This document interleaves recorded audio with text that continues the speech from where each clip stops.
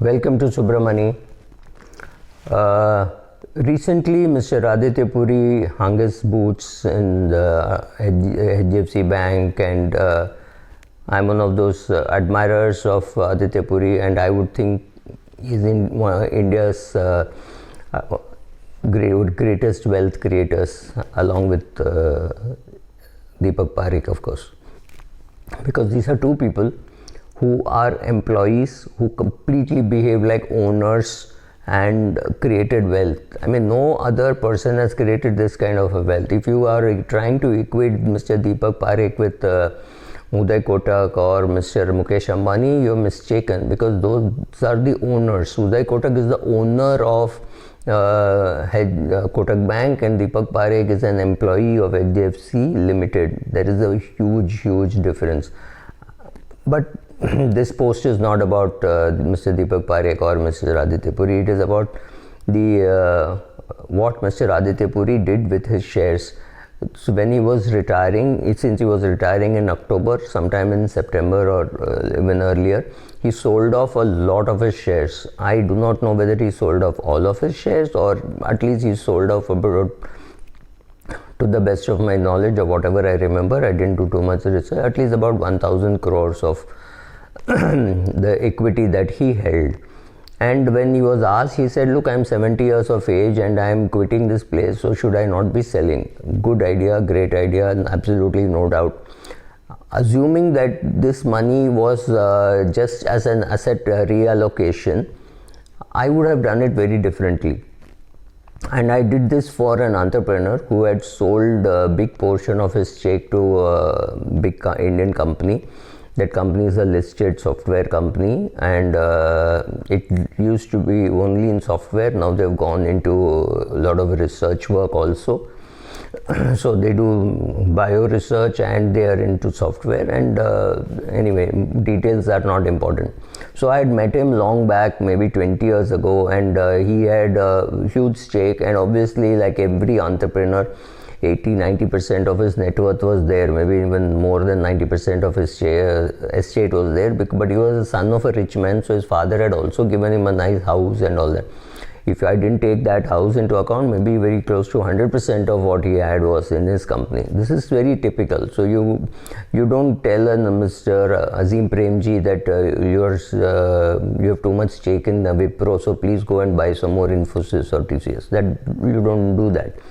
But with this man, what I did was I said, you will sell an X amount of shares on the 7th of every month and put it into 3-4 mutual funds. That was to diversify, because obviously you didn't want all your money to be in one software company, and he was supposed to get ESOPs also.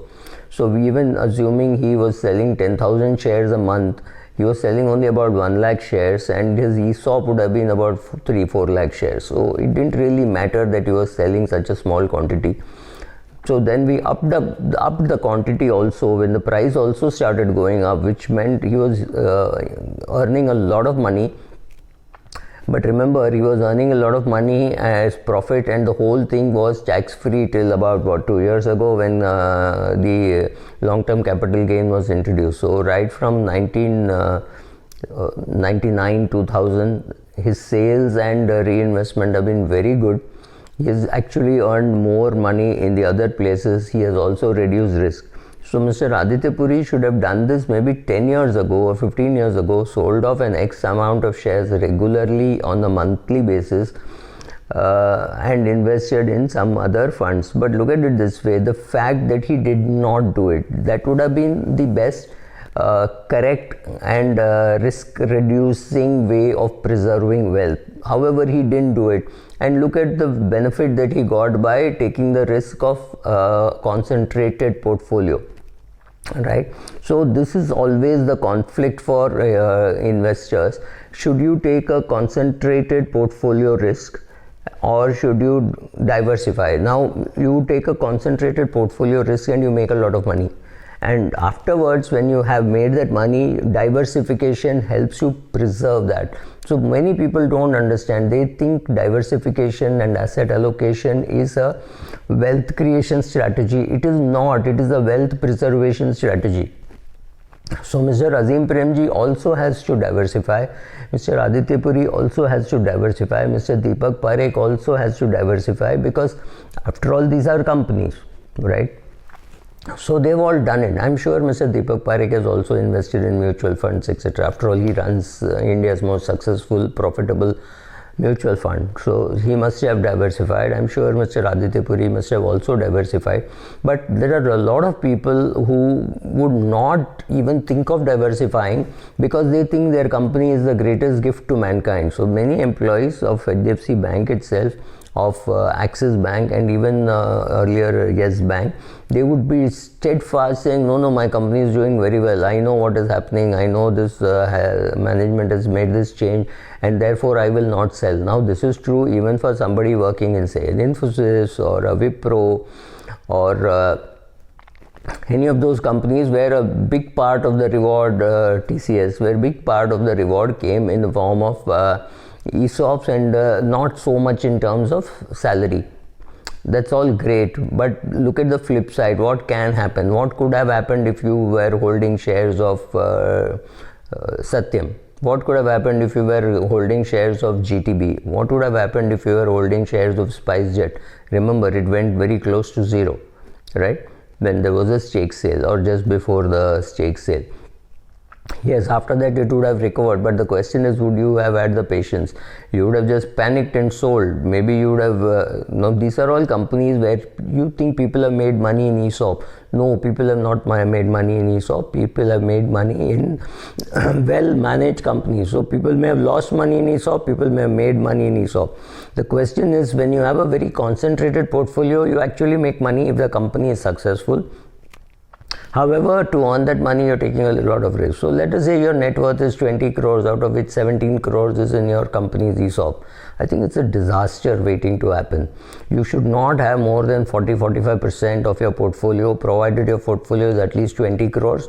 If it is under 20 crores, maybe it should only be 25% of your portfolio, right? So have some cutoff like that and say, I have my ESOP is making me feel wealthy. However, my non-ESOP is enough for me to live a similar life which I am leading now. Maybe I would give up some of the luxuries, but at least I have created a 5 crore corpus outside my ESOP and my house. And so I know that in a worst case scenario, if my 15 crores goes to zero, I still have something to fall back on and live. It will pay my children's school fees, it will pay for my retirement, etc., etc., etc.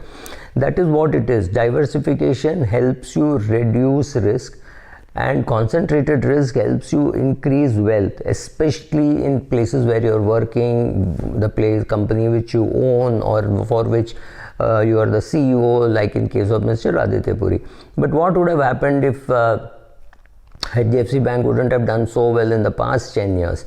Maybe some XYZ fund, maybe a US fund would have given him better returns. So when you have a very huge portfolio, you need to diversify, not because diversification will increase your wealth, but because it will preserve your wealth.